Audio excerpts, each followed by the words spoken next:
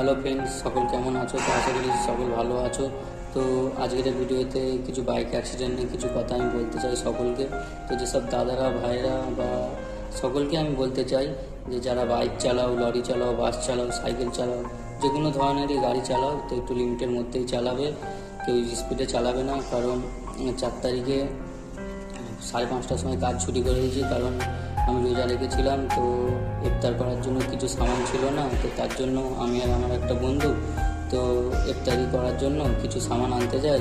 দোকানে যেয়ে কিছু কেনাকাটা করার পরে তো যখন রুমের দিকে আসছিলাম, আমি আর আমার একটা বন্ধু বাইক নিয়ে গিয়েছিলাম। তো আসার পথে আমাদের গাড়ি একটু রানিংয়ে ছিল, স্পিডেই ছিল। তো সুমুখ দিয়ে একটা গাড়ি আসছিলো, সেও খুব রানিংয়ে ছিল। তো রানিংয়ে এসে এত জোরে আমাদের গাড়িতে মারে। তো আমাদের গাড়িতে যে দুজন ছিলাম, আমি আর যে চালাচ্ছিল তো দুজন মিলে খুব রানিংয়ে ছিটকে পড়ে যায় গাড়ি দিয়ে। তো পড়ে যাওয়ার পরে আমাদের কোনো হুঁশ ছিল না। তো কিছুক্ষণ আমাদের হুঁশ ছিল না, তারপরে ফের হুঁশ আসতে তো দেখলাম যে সবাই গাড়ি থামিয়ে সব গোল করে দাঁড়িয়ে দেখছে, ভিডিও বানাচ্ছে, কেউ আমাদের তোলে না। তো যে এসে রানিংয়ে মেরেছে, তো তার এইগুলো পুরো ফেটে গিয়েছে, উঠে দেখলাম। আর আমাদের উপরওয়ালা বাঁচানোর মালিক বাঁচিয়ে দিয়েছে। তো আমাদের অনেক কমের মধ্যে চোট হয়েছে। তো আমার এই হাতে লেগেছে, এখানে লেগেছে, আর এই পেছনে কোমরেও লেগেছে, ঠিক আছে। আর টুকটাক পা কেটে গিয়েছে। আর যে আমার যে বন্ধুটা চালাচ্ছিল, তার এখানটায় চোট হয়েছে, আর এখানটায় একটু চোট হয়েছে, অল্পর মধ্যেই হয়েছে। তো আমার ফোন পুরো ভেঙে পুরো গুঁড়ো হয়ে গিয়েছে, ডিসপ্লে কালো হয়ে গিয়েছে। তো তার জন্য আমি কাউকে ফোন করতে পারিনি, কোনো বন্ধুকে।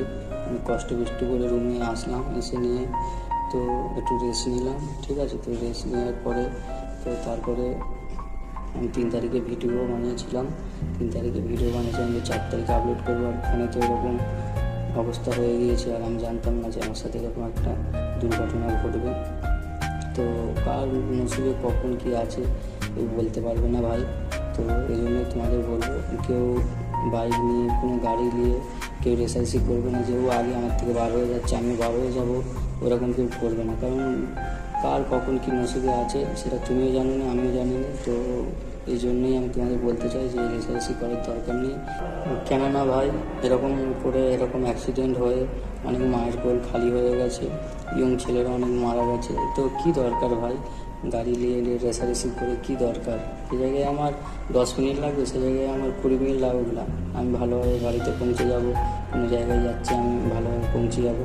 তো রেসারেসি করার কোনো দরকার নেই, কারণ কার কখন কী অসুবিধা আছে সেটা তুমিও জানো না, আমিও জানি না। তো এই জন্যই সবাইকে বলবো, একটু দেখে শুনে গাড়ি চালাবে, কেউ স্পিডে চালাবে না, একটু লিমিটের মধ্যে থাকবে, ঠিক আছে।